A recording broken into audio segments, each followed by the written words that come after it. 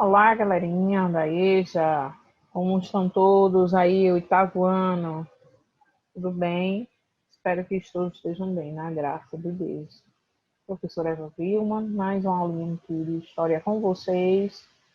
E vamos dar um tour, né? Uma viagem sobre Brasil, da monarquia à república. Então, vamos viajar hoje de novo, mais um pouquinho na nossa história.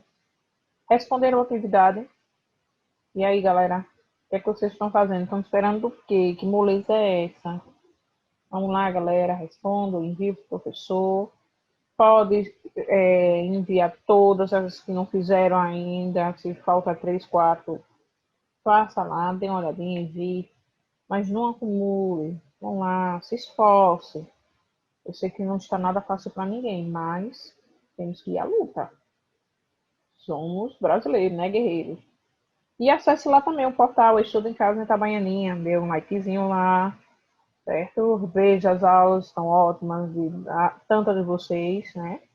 Quanto as outras dos outros professores, que são bem interessantes também, para se ter uma boa comunicação. Mas não deixe de fazer esse turismo, né? Essa revisão, revivendo aí as suas matérias, ok? Eu preparei aqui um material para vocês, vou compartilhar e também está lá no material de vocês na página 167. Todo mundo pode acompanhar, vocês acompanhem. Tem lá no material de vocês. E eu preparei aqui um para vocês também. E vamos lá, viajar. Pronto, vamos começar, né, a nossa viagem, como eu falei, ao nosso passado, né, ver um pouquinho aí o Brasil, da monarquia até a república. Vê um pouquinho aí, resumido aqui que eu resumi, no livro de vocês tem lá, dê uma observada, né? E vamos conhecer o que se passou no nosso Brasil. EJA, Educação de Jovens e Adultos.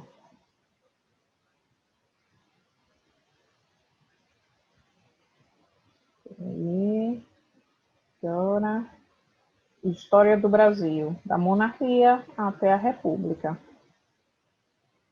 O que é monarquia? Boa pergunta, né? A maioria, por esse nome, né, tão diferente, muitos ainda não, nem sabem mesmo o que é uma monarquia. É um sistema de governo em que o monarca, que é da época do rei, né, governa um país como chefe de Estado. A transmissão de poder pode ocorrer de forma hereditária, de pai para filho. Portanto, não há eleições para a escolha de um monarca.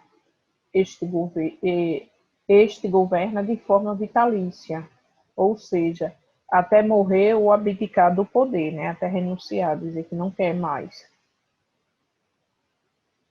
A monarquia no Brasil.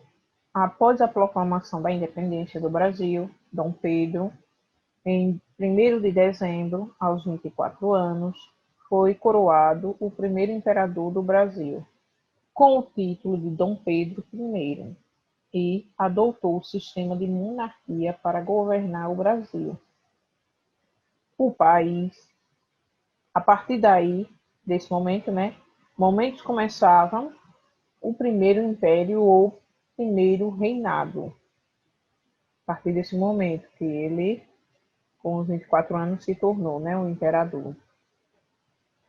Aí é um pouquinho da renúncia de Dom Pedro, como foi? Diante da enorme insatisfação popular e da incapacidade de resolver os problemas políticos e econômicos do Império, Dom Pedro I foi obrigado a abdicar ao trono em 1831. Em seu lugar, deixou seu filho Pedro de Alcântara, de apenas 5 anos.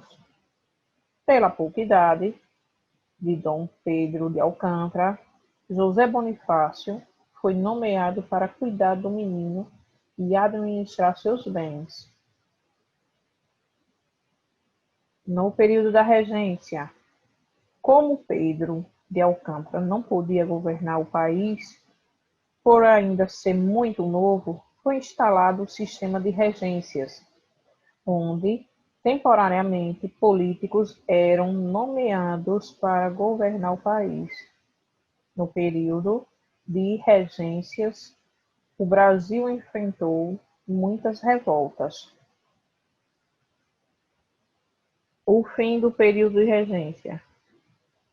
Para acabar com os motivos de insatisfação, em 1840, os políticos brasileiros resolveram proclamar a maioridade de Dom Pedro de Alcântara, com apenas 14 anos de idade.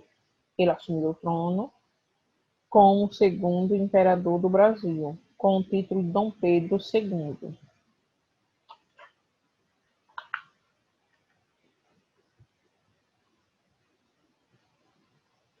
Foi o imperador de Dom Pedro II. No início de seu império, Dom Pedro II teve que acalmar as revoltas que ainda aconteciam desde o período das regências. Depois dessa fase, houve crescimento econômico, mas o Segundo Império, que durou quase 50 anos, terminou também em crise. E aí estamos vendo, né, que já vem a crise, na verdade, no Brasil já vem desde o primeiro império, né? E aí vem se só passando de pai para filho e até hoje a gente escuta desses governantes, né, que estão aí, que o Brasil está em crise, o Brasil está em crise, mas olha quanto tempo tem que a gente escuta crise. Olha aqui, aí, embaixo. O Segundo Império, que durou quase 50 anos, terminou em crise. A gente até hoje, quem já nasceu, quem já morreu, só escuta isso, que o Brasil está em crise, mas caminhando do mesmo jeito. A gente não vê essa crise e esse povo a dizer que tem crise só por dinheiro dos maiorais, né? Os senhores feudais, como é dito. A República Brasileira. O que é a República? É uma forma política em que os governantes são escolhidos pelo povo para governar em nome dele. Então aqui já é o símbolo, né, que tem aqui embaixo, República Federativa do Brasil, 20 de novembro de 1889.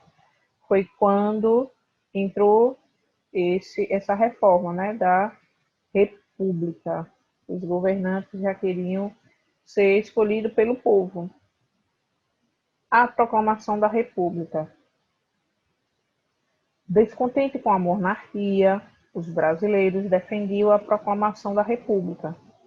No dia 15 de novembro de 1889, as tropas do Exército, chefiadas pelo Marechal Deodoro da Fonseca, tomaram o poder, declarando o fim da monarquia. O próprio Marechal Deodoro da Fonseca foi escolhido para ser o primeiro presidente da República. Aí foi quando passou, né, saiu da monarquia para a presidência. Foi a partir de uma dessas revoltas que o Marechal tomou com o apoio da população, né? A maioria da população. E agora vem aqui o nosso desafio. Agora vamos aí praticar. Na atualidade, é possível interferirmos nos rumos políticos do Brasil? E aí, galera? Na atualidade, agora, nesse momento que estamos, é possível interferirmos nos rumos políticos do Brasil? Nós, você, eu, cada um. É possível se unir, nós todos, e interferir? De que forma isso seria possível? E aí, galera? Essa pergunta tem lá no material de vocês também, viu? É pessoal e cada um vai saber como dizer. Está fácil. Leia lá na 167 que vocês vão ter um pouco dessa noção, né, do Brasil, da monarquia até a República. Como foi que, né, começou, ficou estável, depois teve esse declínio e até chegou à República. Como foi? Então, esse nosso material está bem explicadinho. E agora a nossa mensagem da semana. Deixa eu mostrar aqui para vocês. Os tropeços também são importantes para aprender a caminhar. Aí fica a dica. No primeiro obstáculo, não caiam, levante e continue. Aos bebês, se tivesse medo, nós, né, enquanto bebê, toda hora que caísse e não levantasse mais, até hoje a gente ia continuar sentado sem poder caminhar. Então, nos guiamos pelo bebê, né? Caiu, levanta, dá aquele chorinho e sai à luta. Vai em frente. É nem saber. Aqui ao lado tem um link. Envia a resposta para os professores de vocês. E tenha todos uma ótima semana. Fiquem em paz e até a próxima aula, se Deus nos permitir.